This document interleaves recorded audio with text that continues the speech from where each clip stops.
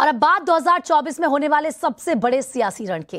एक साल बाद यानी कि 2024 में देश का महासमर है, लेकिन उससे पहले मौजूदा साल में होने वाले 9 राज्यों के चुनाव मोदी फैक्टर के लिए लिटमस टेस्ट माना जा रहा है। हालांकि गुजरात के घमासान में फैक्टर एम अपने दमदार असर को दिखा चुका है। 2024 के महासंग्राम में पीएम मोदी की दावेदारी को लेकर कई अटकलें भी हैं। कहा यह भी जा रहा है कि पीएम मोदी वाराणसी के साथ ही तमिलनाडु से भी चुनावी घमासान में उतर सकते हैं। इसके पीछे वजह है मोदी का पैन इंडिया का वो व्यापक सपना, वो स्वप्न जो दक्षिण और उत्तर से लेकर पूरब और पश्चिम तक के भारत को एक सूत्र में देखता है। आज बात करेंगे मोदी के पैन इंडिया के अश्वमेध मिशन के।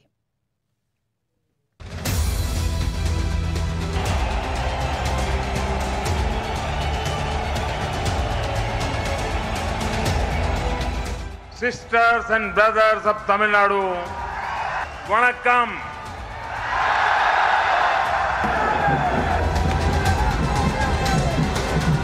This land is special.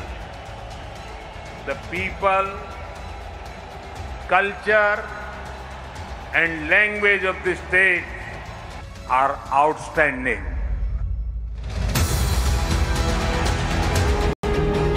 सबसे बड़ी बाजी, लोकतंत्र का सबसे बड़ा समर और हिंदुस्तान के सियासी इतिहास के एक और अध्याय की भूमिका क्या लिखी जानी शुरू हो चुकी है?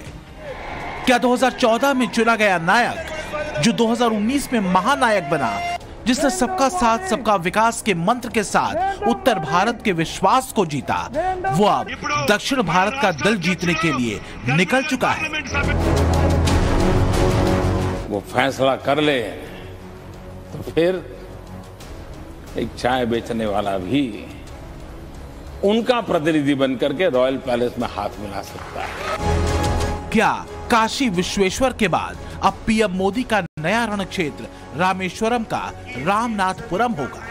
नए साल में ये चर्चा अब धीरे धीरे तेज हो रही है कि क्या पीएम मोदी दक्षिण दुर्ग को साधने के लिए तमिलनाडु के रामनाथपुरम से चुनाव लड़ सकते हैं?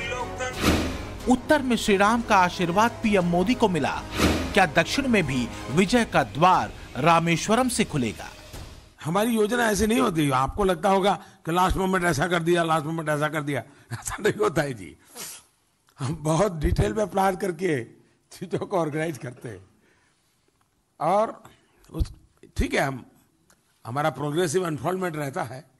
सब चीजें पहले से नहीं बताते हैं, धीरे धीरे आपको पता चलता है।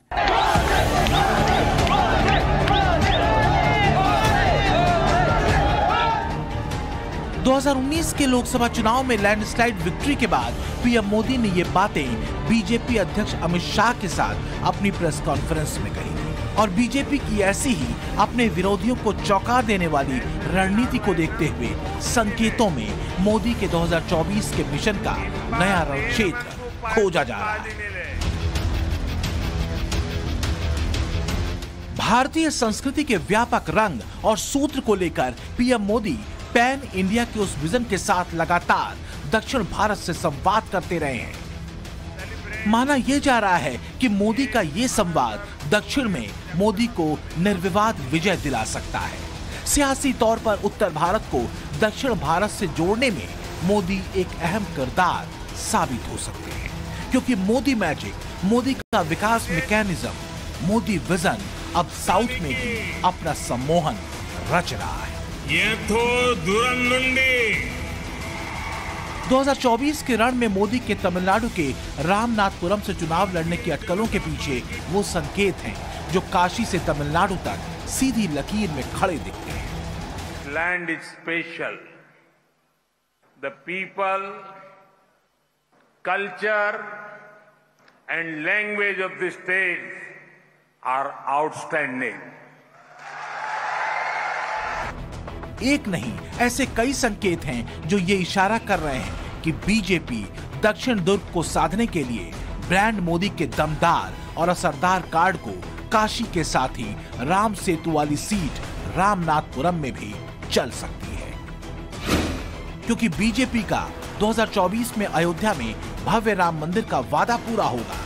राम सेतु दक्षिण और उत्तर दोनों के लिए पूजनीय है। संदेश होगा राम के नाम पर देश को एक सूत्र में बांधा। राम सेतु का मुद्दा दक्षिण में एक तीर से दो शिकार वाला साबित हो सकता है। कांग्रेस इस मुद्दे पर बुरी तरह घिर सकती है क्योंकि 2008 में यूपीए सरकार की ओर से सुप्रीम कोर्ट में एक हलफनामा दाखिल कर राम सेतु को काल्पनिक करार दिया गया था। इसमें शक नहीं कि मोदी का क्रेज दक्षिण में भी जबरदस्त तरीके से बढ़ रहा है। तमिलनाडु ही नहीं, तेलंगाना और कर्नाटक में भी मोदी एक कैरिज्मेटिक नेता के तौर पर अपनी जगह बनाने में कामयाब हुए हैं। पीएम मोदी 24 की महाविजय की रणनीति पर काम शुरू कर चुके हैं। कमान उनके हाथ में है। पिछले साल नवंबर महीने में मोदी ने 2 दिन का साउथ इंडिया का दौरा किया था। पीएम मोदी के सिर्फ 2 दिनों के दौरे में ही कर्नाटक, तमिलनाडु, तेलंगाना और आंध्र प्रदेश यानी 4 राज्यों के दौरे में 109 लोकसभा सीटें कवर हुई थी।